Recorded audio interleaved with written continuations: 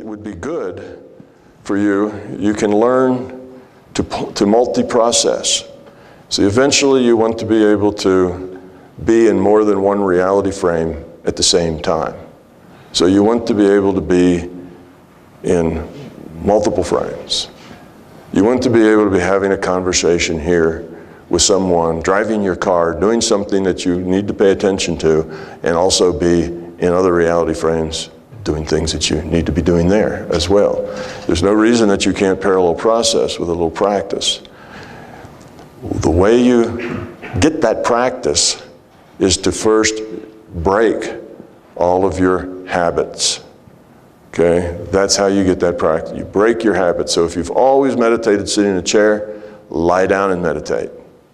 It will be impossible the first 5 or 6, 7 times you try it, and then maybe the 8th time it'll work just a little bit, and the 9th time it'll work a little more.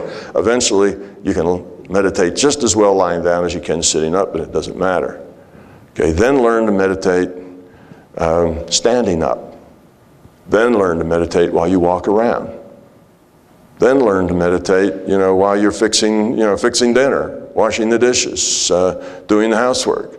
You see, just keep pushing the envelope to where meditation becomes more and more natural, less and less formal, if I will, less and less structured, less and less tied up with your rituals.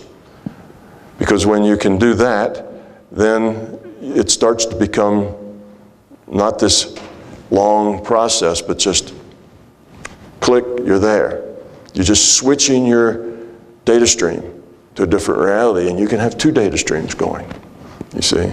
Now, don't do something, don't be a tightrope walker at 800 feet above the ground between 2 buildings and meditate, not a good idea.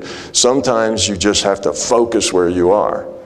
And that's true in other realities too. Sometimes you don't want to be partially here and partially there. You need to be there completely. You need to be in that other reality frame 100%.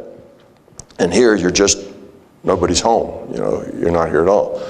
And sometimes you need to be in this reality 100% focused. But not always. There's lots of things. Walk in the park, you don't have to be here 100%.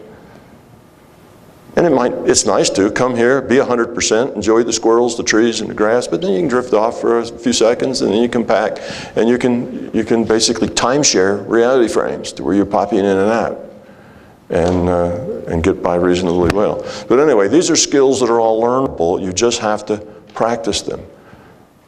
Okay, then after you learn to meditate walking around, learn to meditate standing on 1 foot. Learn to meditate in a crowd. Learn to meditate while you're sitting on a bus full of school children. Learn to be able to do this in basically any environment that you're in. And what that'll do is every time you try a new environment, a new position, if you will, it will be difficult. It won't quite work right, but just stick with it. It'll come back. So it may take you 3 months to go from sitting to lying, or from lying to sitting, or to walking. Every time you make a change, you may work at it for 3 or 4 months, you see, before you get to where it feels sort of natural now on the bus with those school children. But after years, if you do, again, you need a long-term view. Think of 5 years from now.